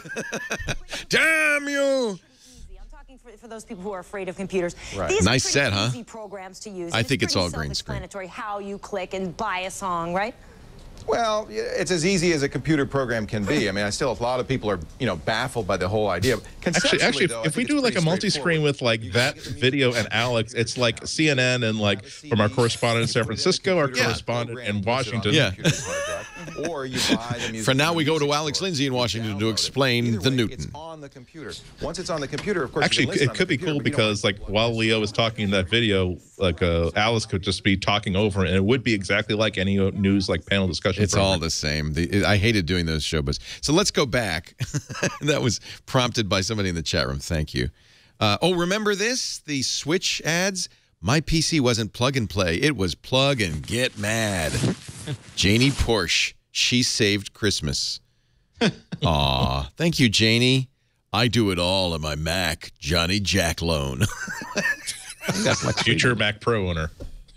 Is this a joke? Get out of your Windows world. It's not Sheldon. worth it. I'll never go Sheldon back. Cooper. It's Jeremiah Kohick.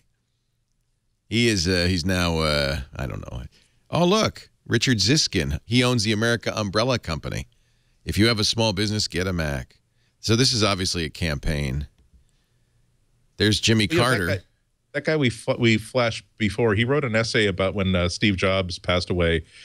Because I guess he's like sort of kept in touch with Steve, and he was there for the debut of the MacBook Air. And Dick Ziskin? Kind of interesting. No, that guy. Gautam Godse. I think if I'm remembering correctly. He's a nice looking guy. There's Jimmy Carter. My brain did a pattern recognition thing, and I had to do. You're something. Amazing. If you actually get that, if that's not just something a fantasy, that's pretty impressive. iBook, the most affordable portable Mac ever, $1,000, right? Entry level. Director MX for Mac OS X. This is when they still liked Macromedia. That one makes sense. Schiller from Macromedia. You walk through all of these different products and how weird it is to see them promoting other people's products on the front page. Right. In 2014, there's only one product we've seen that they have not replaced with their own branded version, and that's Photoshop. And that's right. now I'm suddenly brand new wondering, oh, so that's the cheese is standing alone. At what point does Apple simply say, okay, ship it? Yep. The thing that you built 3 years ago and we've been maintaining ever since for every new upgrade. Yep, ship it. Final Cut Pro 4, DVD Studio Pro, the late lamented DVD Studio Pro 2, Shake 3. They still do Shake, right, Alex? Nope, no Shake. No Shake. Okay. It's gone. Hi. Oh, the new Adobe Creative Suite, built for Mac OS X, optimized for the G5. Here it is. That's yours, Andy, the 20-inch iMac, the Luxo Lamp iMac, $21.99. See? They're very consistent. It's interesting how consistent. It was a great idea. Yeah. It was definitely a great idea. You've got iTunes. Welcome, AOL members.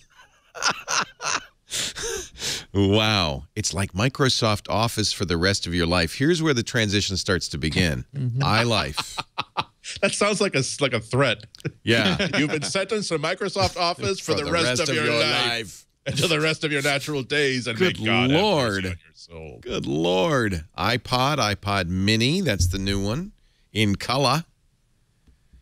100 million free songs. Drink Pepsi. Remember this one? They were giving away Pepsi. You drank a Pepsi inside the cap. Was an iTunes song. God, you'd never see that today on Apple's site. A Pepsi takeover. iTunes 4.5. 700,000 songs. It's now 20 million. Yeah. Amazing. Got John. 700,000 songs on my iPad now. Yeah. No, I think that's in the iTunes library. 700,000 legal tracks, including Disney and the Beastie Boys. Office 2004 for the Mac. Airport Express. This is really a fun history. iPod Your BMW. The first seamless integration of an iPod in an automobile. This is around 2004. The world's... Oh, we still have my 30-inch cinema display. Yep. Oh, why doesn't Apple make that anymore? Make a 4K. 27. Yeah. I still have that. Jason has that, right? You have the 30-inch, don't you, over there, Jason? I think he does. He does. He's still using it. Still uses it. That was a great... I missed that. There's a lot of reels. Now, the first 100 million downloads on iTunes. There you go. 100 million songs have been legally... Notice how they keep using the word legal. Legally downloaded for a major milestone for online music. We're way past that. 10 billion, I think, right? There's Motion. $299. They got it down to 99, and then is it still 99? I think it is on the Mac store. No, yeah, Motion's now $50. 50. Wow. Yeah. Logic and Pro. I thought it was a great deal. It was frustrating because Motion was $300, which I thought was a great deal, and then it was only bundled with Final Cut Studio, which was a bad deal. And now it's $50, which is a fantastic deal. The new iBook. I bought one of these for my sister, the U2 edition, black iPod with a red dial. I loved that. 20 gigs, $350. This all comes, I'm not going to go through all of it because there's a lot. This comes from the techblock.com, 15 years of apple.com. Really cool slideshow on SlideShare. Thetechblock.com. I really just kind of want to do the rest of the show going through that. It's awesome. Really awesome. Court grants Apple's motion to dismiss the Siri misrepresentation lawsuit. That's over. It's gone. It's done. Motion to dismiss after 2 years. On Friday, the lawsuit alleged that Apple's 4S advertisements had misrepresented the capabilities of Siri. The judge says, you are out of here. I don't know if you can appeal a dismissal like that. Apple TV. Should we talk about those rumors? Renee Ritchie. Yes. April to Apple to release an updated set-top box. Apparently, they're in talks with Time Warner Cable. Oh, never mind. You're not far off. Then. Oh, forget that. Do you think Comcast bought or trying to buy Time Warner Cable just because of that? That would be hilarious. It was the only cable company that would talk to Apple. It's so funny because in North America, like the U.S. and Canada, ISPs are allowed to own cable companies and vice versa. Like you have Comcast and NBC, and we have Shaw and Global and Rogers and Bell and CTV. And it just leads to all these horrible pairings that seem to slow down every good media evolution that we have coming to us. If you're curious about, we're not going to talk too much about it, but if you're curious about the Time Warner Cable Comcast deal, we talked about it on Sunday on Twitter. On Malik was on it. It was great. And he said, you know what, it's going to go through. He said the regulators are not going to stop it. So, And the regulators are the officers now, right, and vice versa? Yeah. The guy in charge of the FCC is a former cable company lobbyist. But furthermore, he says that the argument which the government will buy is that because there's no overlapping customers, it doesn't make any change in the competitive environment. But of course it does, because it makes Comcast already anti-competitive. Yeah, we're already non-competitive. The Comcast TWC would be the largest cable company and the largest ISP, have such dominance that I can guarantee you cable prices and broadband prices will go up, as they have been for 10 years without any oversight at all. So it's just guaranteed to bring the prices up on everything. Well, and the place that it is overlapping, of course, is in the content. You know, so that's where it does overlap. It's not just the subscribers, and I think that's actually the play that Comcast is moving towards as well. And I think that it is it's definitely, if the FCC was or the SEC or whoever's going to do this was aggressive about setting up what those rules are going to be, that there's auditable bandwidth, net neutrality till 2025, it actually wouldn't be that bad if we actually could. Well, it would do. How about 2018? Comcast, when Comcast merged, right? Exactly. When Comcast merged with NBC, they made an agreement with the FCC that they would protect net neutrality, which they, by the way, are clearly not doing. But anyway, since nobody enforces anything, it doesn't matter. That would extend to Time Warner cable customers. They don't have a similar agreement. So, but 2018 is not so far off. No, but I'm saying if we pushed it out to 2025, we ain't gonna do nothing, dude. Well, that's what Dream I'm saying. on. You're smoking something. I'm saying if they did that, it would be a good deal. If they don't do that, it's a bad deal. And I think that, I think Apple, who has the money to do it, needs to really think about disrupting the market with money. Like they need to either start buying up something there, or they need to start building their own networks. And this is where I think we should really, I hope they are going to come out with a new Apple set-top box. I presume their negotiations with TWC are dead. But that would have been an interesting thing. Now is a chance for Apple to make a cord cutter play, right?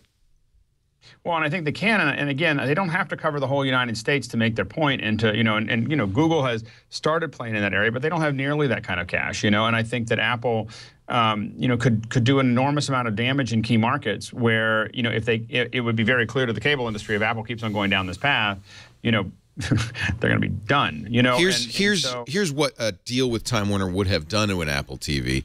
It would have added live channels, so that perhaps Live, HBO, PBS, Bloomberg, Disney, ABC, ESPN, those are already there. But imagine maybe locals. But all of that's gone. That I just gotta think this kills that. Renee, what are you hearing about a new Apple TV? They've got a fantastic software team led by some of the best iOS engineers who used to work on the phone and other departments. They're all working on the Apple TV now. It sounds like a really fantastic software update. I'm hoping that there'll be some sort of SDK. The SDK has been sitting there for a while, not used. I'm guessing it'll be a game.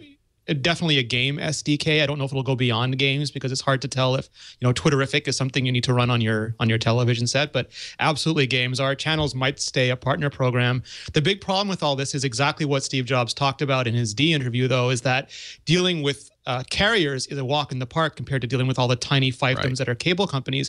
Even if they make a deal with Time Warner or Comcast, that's one territory in one country, and it is not the kind of global solution that Apple is looking to roll out. Even with the iPhone, they launched with AT&T, sure, but they also had deals in England and in France and in Germany. And it's hard to see how any solution they come up with that's just sort of a cable pass-through would work. The Xbox One has HDMI pass-through in the US, but is a pretty useless box outside of there. There's very little competition outside the US. There's no Amazon doesn't exist in most countries. There's no Hulu in most countries. Dealing with television is a much harder problem than making a phone. I just have to wonder. I mean, the rumors were that Apple had been talking to Time Warner since the middle of last year about content making providers before them. But the rumor was, according to the Wall Street Journal, to make a set-top box for TWC. Yeah. See, I think that's a very 2002 sort of play. I really don't think Apple would do it that way. I think that one of the things that Apple could really do in order to sell a lot more Apple TVs in a way that will help cable companies to try to sell more Apple TVs for them is to do something as simple as create a very, very simple authentication system for all of these individual channel apps. When you use HBO Go, when you use the Lifetime app, when you use the Turner Classic Movies app, at some point you have to go through a step in which you authenticate that you are a Verizon customer. It will send you to a Verizon website. You have to match a code there. If Apple just simply said that, look, we are going to basically have an authentication key that identifies the owner of this box, this Apple TV box, as someone who is a subscriber of Verizon Fios or Comcast with this cable package, and therefore, as soon as they download the TCM app, they get TCM on that device. It's the only way that Apple can do that I think that they would present a really appealing idea to these cable companies, because they don't necessarily, they would love it if you were to rent $15 a month cable boxes, but what they really want to do is to make sure that you will have a cable subscription, maybe even a premium package, and you won't cancel it. So if they simply create a system so that it's very, very easy for them to create all the services that cable cutters currently want, without the need to find all of these shows available someplace in the nether realms, I think that they would really go for that. I think they'd have to do a very simple and efficient thing, as opposed to the big idea of creating a new hardware platform just for regional cable companies. Like Renee said, they can't really do Apple. Every time that there's an idea for an Apple product that would limit them to just this territory of the world, that doesn't become a non-starter, but that means that that's a rumor that I would then immediately downgrade as, yeah, good idea. Yeah, maybe even it's a product that Apple could do and do well. Maybe it's even in their wheelhouse, but are they really interested in this point of selling only to 1 or 2 countries? I don't think so. Oh, all right. So it was a bogus rumor then. Well, I mean, I think Andy's exactly right that when Apple dealt with the carriers, their pitch was ARPU. We'll increase the average revenue per user by making data much more accessible and much more that people will want to use data more, and that's what happened. People buy iPhones, they use so many apps, they use so many web browsing that the average revenue really went up for carriers, and they'll have to find some way to work with cable companies to say, look, we'll help your bottom line, but you've got to give us this amount of freedom in these services. And I have to think the Journal has pretty good resources at Apple, because they always seem to know what's going on. Here's what they wrote one day before the news that Comcast was buying Time Warner Cable. Apple's approach is far less ambitious. Instead of asking for full current seasons of shows, it's asking programmers for just the most recent 5 episodes of current season shows. It's kind of like Hulu. Apple's also proposing to disable fast forwarding on shows for 3 days after they air. It's unclear whether Apple would sell the box directly to customers as it does with the Apple TV, or reach a deal with a cable operator to distribute the box and lease it to customers. One of the people said cable operators are interested in saving money by not having to invest in buying set-top boxes if Apple were to sell the boxes directly to consumers. I have to think this is all dead now. Yeah, I just find it hard to believe. Well, Comcast has their own box, right? Yeah. Well, the Comcast box I have comes from Motorola. Don't they have their new Xfinity, or they have some new? Oh, they do have a new box. Yeah. Yeah. No, you're right. I don't have it yet. The X10 or something. Yeah. Right. Boy, you're more up on this U.S. cable stuff than I am. It drives me so crazily. You have to study it, right? Well, no, but I mean, like, the cable companies make apps now that you have to have the service. Like, all the Canadian television channel apps for iPad got updated. They used to be great. You would open them, you'd press an episode, you'd watch, and they'd have the last 4 or 5 episodes. Now you open it, it says you have to subscribe to one of these cable services, none of which exist in the province that I live in, so I can't get it. You open it, it says this is a forced upgrade. You have to go to the App Store and upgrade. There's no upgrade available in the App Store. Their attempt to control this is like that Star Wars line where you're squeezing your fist tighter and tighter, and more people are leaking out from between your grasp. They're just incredibly consumer hostile, and I have to think that Apple's approach, at least I hope Apple's approach, is not to compromise away a consumer-friendly solution to this. Yeah, their big trouble is that the people who are most tech savvy enough, or tech savvy enough to want to cut cable and to want to watch TV in a totally different way, are also the people who know exactly how to get Game of Thrones illegally, and how to the tools that will make it really trivially easy. And so I'm sure that there's a certain amount of Apple campus web traffic that is internet traffic that is devoted to illegally receiving TV programming, just so that the team building this know how easy it is, so they can build an Apple TV solution that is legal and at least as easy and at least as attractive. That's the big challenge. And one of the things I think, and I agree. I think that one of the things that that was successful about iTunes is it made it easy to very, very easy to buy songs inexpensively and get them down to a point where I was like, oh, I don't know if I really want to bother with doing it illegally. And I think that they definitely have to find a way to get video content that way, because I think that right now it's still easier in many ways to pirate it than to go through the process. I mean, I do the same thing. I want to watch something on HBO Go, and then it asks me for my Comcast login. I don't know what my Comcast login is. I don't go to their website. And every time I go, what's really annoying is you do it once. You go look it up, you find it, you look it up, and then 2 weeks later, for some reason, it says you have to do it again. Yeah. No, you update your Apple TV, and that's the one thing about the one thing that they have not figured out. I do not know why this is so difficult for Apple, but they've not figured out how to update an Apple TV without losing all of my logins. It drives me crazy. Like every time I like it always says, "Would you like to update down?" I'm like, no, because I actually want to watch a movie in the next half hour. I don't have time. I don't have time. The CTV app updated to remove AirPlay and put a giant pause icon up on the screen if you try to AirPlay it now too, which is wonderful. Yeah, I've not used my Apple TV more in the past 6 months than I have forever, because I've got the Plex Connect on it now, so I can use my Apple TV to access my own personal sort of rip DVDs and stuff all off my own media server in the house, and it's a dream. It's really nice. If only they would open the SDK. I mean, we've got WWDC coming up in June. Right. So, and each year, probably for the past 2 years, everyone has said, Apple TV SDK, is it the time? Is it the time? Hopefully this year might be the time. And one of the things that I think that I when we talk about live streaming, for instance, I mean, an easy way for Apple to start figuring that stuff out and making sure that it worked would actually be to let people like us stream to the Apple TV. Like, basically, I mean, right now, if you have a Pulse and you have a connection to YouTube, you can now stream live to YouTube. And I think that Apple making it available again, the way that podcasters were there before video, it could be a great way for them to test that process. And if they opened up that infrastructure a little bit, and also, I mean, I just think games on the Apple TV, and all kinds of apps and everything else that we want to use would be just an incredible opportunity. And I think a lot of us wouldn't care about anything else they added if they just opened up the SDK, as Don was talking about. That would make it like an iPhone where you could buy apps and stuff, or? Yeah. Yeah, you'd have to have different I mean, that's the big question, is what would the control be? How would the SDK work? Would you have to have fatter binaries so that you don't buy the same game twice? You just have a 10-foot interface built. I mean, there's a lot of... The made for iPhone controllers are $100. You can't expect people to buy iOS devices just to use their television. How many games could play off a normal controller? Yeah, if you have an iPhone. With your iPhone.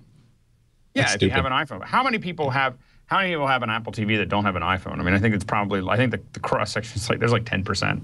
Yeah, but it's I don't know. It seems to me, it just seems like an unambitious crutch solution. I mean, because Google has embraced that exact same solution, but that was in service of creating a TV device that can be sold for $30-35. And as a user of 3 different devices plugged into 3 different HDMI ports, I've got the Roku 3, I've got the Apple TV, I've got the Chromecast. I love using the Roku because most of its features can be operated through a remote control. When I want to pause something or skip back to hear something again, I don't have to fumble to pick up my phone. I don't have to carefully tap because I've got a sheet of undifferentiated glass buttons. I can have this thing in my hand and simply tap when I want to go to.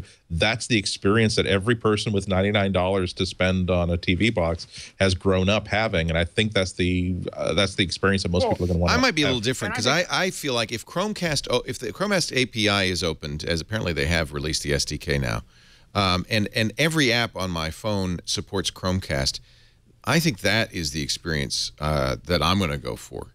And I think there's a lot of us, though. I mean, I think that again, I think it's. But it has to do that. Until it does that, it's not compelling. But imagine there's a Chromecast button on everything you do on your iPhone, and you just send it to your big screen TV. Isn't that compelling? I tried House of Cards on my Xbox One and on my Roku, and the quality was really poor, and it didn't seem to be getting better. That's because I'm on Comcast. Thank you very much. But then I tried it on my Chromecast, and while it started poor, it immediately got much, much better. You have an AirPlay button on your iPhone already.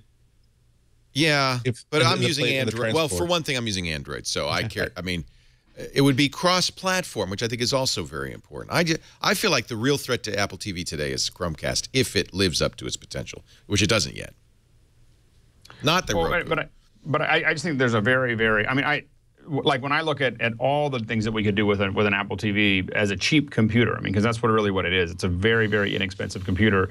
Again, when I think about education in I don't necessarily want to provide a whole bunch of iPads, for instance, in a small school in Rwanda. I would love to be able to put those educational applications onto onto little pucks and distribute those things and have just screens. And I mean, it literally could be screens and mice as far as it's too Apple-centric for me. I think the modern world is moving away from that, and I know Apple likes its ecosystem, but to me that's what's going to kill the iWatch, the Apple TV, and everything else. Is it's just too Apple-centric. Well, it's two different kinds of customers. Like there'll be customers for whom the ease of use overcomes the lack of cross-compatibility, and there'll be people for whom the cross-compatibility kills whatever they would get out of the ease of use. Yeah.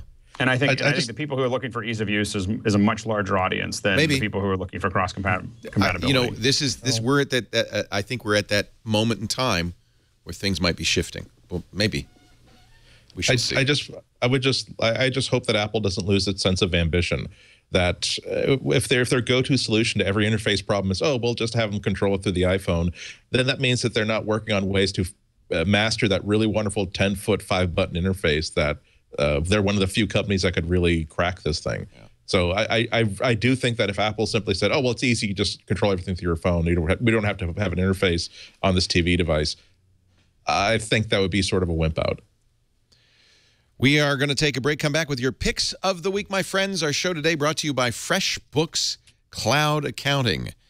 If you are still using Microsoft Word or Excel to create your invoices, if you still have a shoebox of receipts keeping track of expenses, it's time to save time and get paid faster with FreshBooks, the easiest way to send invoices, manage expenses, track your time and hours.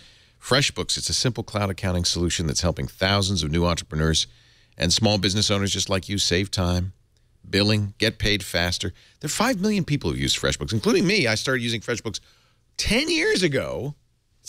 I mean, it's come a long way since then, but Amber MacArthur told me about it when I was working up in Canada, and I had to bill Rogers every month in Canadian dollars. It was just the worst. FreshBooks solved it for me. Go to getfreshbooks.com right now and try it free for 60 days. No credit card required. Cancel at any time. Sign up is quick and painless. You'll invoice like a pro. You could track invoice views so you know if the client has looked at the invoice. I love that. We didn't get your invoice. Well, wait a minute. Yes, you did. I love that. Easily track expenses. And, of course, when tax time comes, your accountant will love you. Try it free. GetFreshbooks.com. Just mention MacBreak Weekly when you sign up. They got that great FreshBooks app, all of that stuff. It's so good. Works on the iPad. I didn't see. That's new. See, these guys are great. GetFreshbooks.com. Time for our picks of the week. Let's start this off with Andy Anatko. This is a really cool web app that I read about just the other day, and unfortunately, it's really, really good. It's called, if you go to HemingwayApp.com, this is a style checker. It's an online app. You paste, it uses the rules that the creators of this app feel that Ernest Hemingway would have believed in. You paste in any text here, and in about half a second, it will highlight anything that it considers to be not necessarily a problem, but at least worth looking at. And so this is what I stress is the first draft of a column that's going to be published tomorrow or Thursday.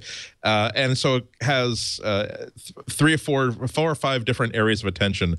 Right here, it's already saying that, okay, this is readable on a grade 9 level, which it says is good.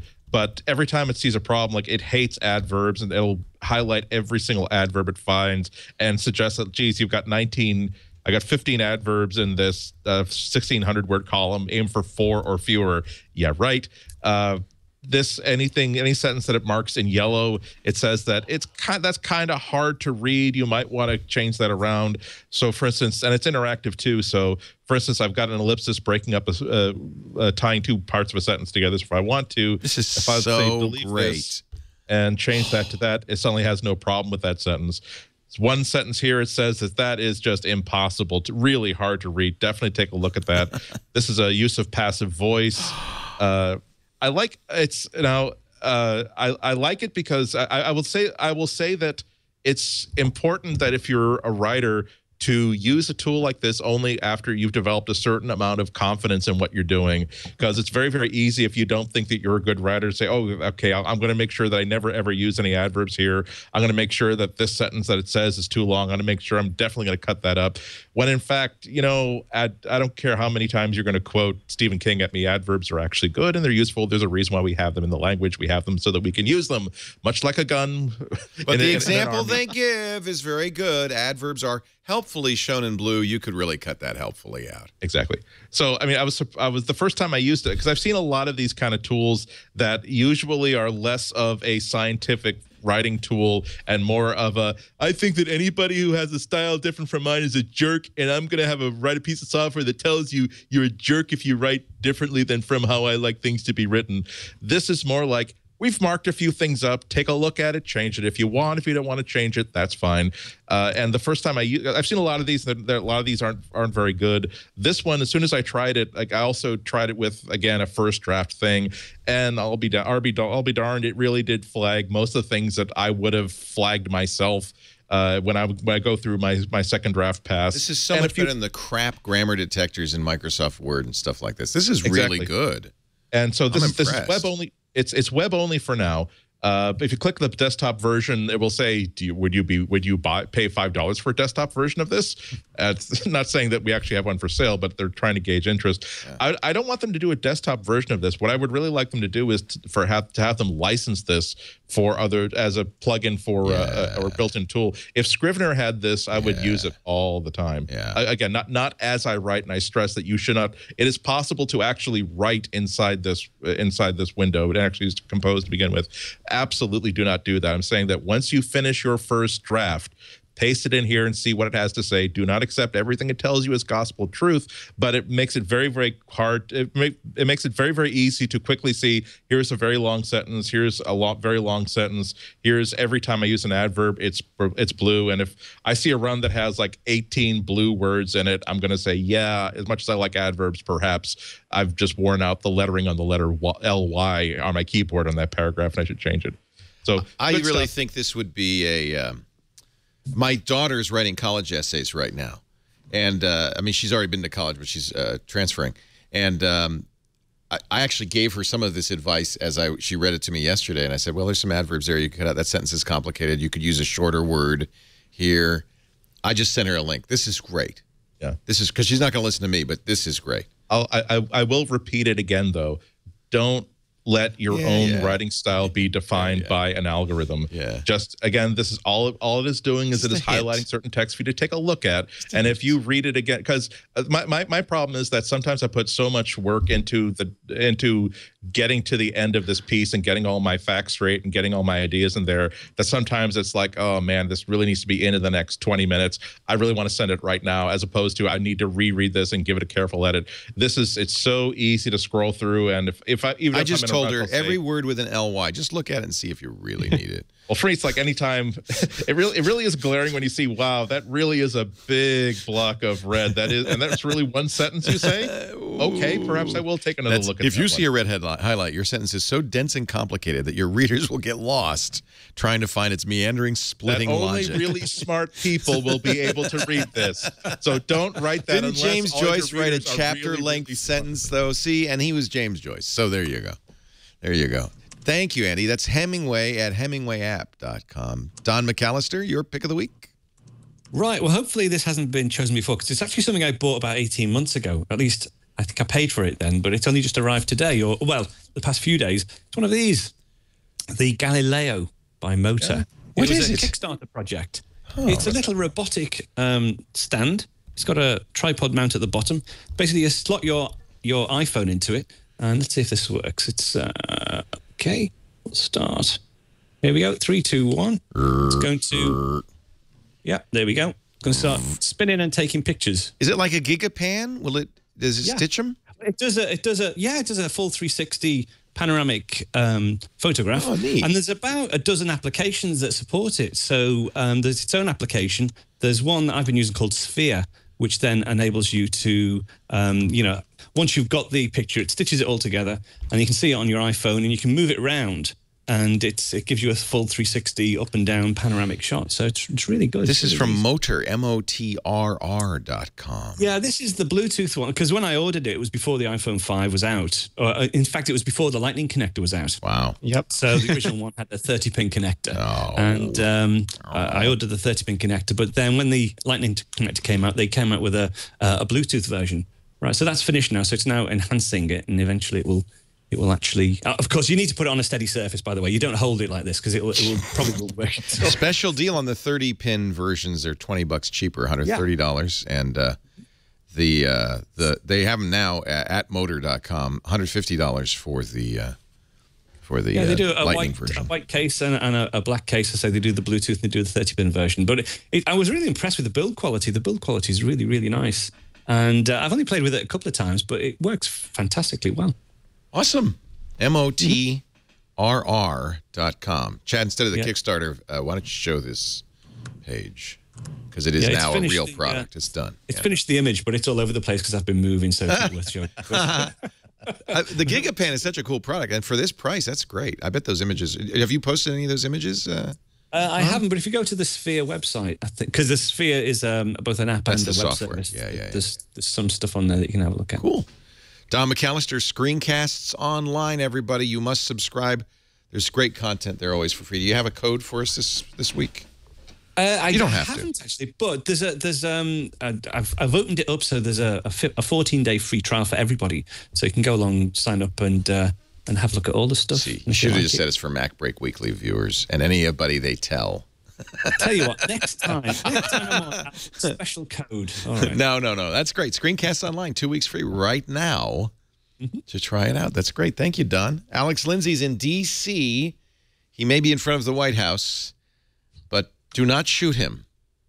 He is no threat. Well, I think I have one that is now that I'm in D.C., very, very pertinent to D.C., and that is Secret. So I don't think we've I can't stop playing with this damn thing. It is so addicting. Yeah. It is so now, I have to admit, I haven't really posted anything on there because I personally have this belief that I shouldn't put anything on the internet that I don't wish to be published. So I dread the day that 2 weeks from now there's a secret hack and everybody knows what you posted. And so I haven't posted anything, and even if I did, it probably would not be very, it'd be something that I'd almost be willing to put on Twitter anyway. It's like that because that's all I ever post. But I have to admit, it's a lot of fun to watch. So it's as a spectator sport, secret. And I think it's secret.ly, I think, but it's that you can see it. But it's what it basically does is it looks at your circles, your contacts, and if other people are using Secret on your contacts, they can put up secrets anonymously and you can comment on them anonymously. And some of them are, just basic stuff, whatever, but a lot of it can be fairly scandalous. And a lot of them seem to be like things like, I'm pooping while I'm reading this. That's a very popular secret. I don't think you need to share that anymore. Thank you. I don't have a lot of people in my secret circle that have been talking about pooping, but there are ones that, and some of them, I think that every once in a while you end up with these secrets that are truly very personal, and I don't know whether they're, and I mean sometimes they're oh, someone just watched the Lego movie, obviously. See, the key on this is that unlike there's been other apps like that, like Whisper, but the key on this one is that you know whether it's somebody you know or not because you give them your contact list. Right. And then they're circled, they're a friend or they're a friend of a friend. Right. Or, and then if there are enough likes on something, it actually can go, national. So then you'll see a state or a country. But like this is somebody who's a friend of somebody in my contact list.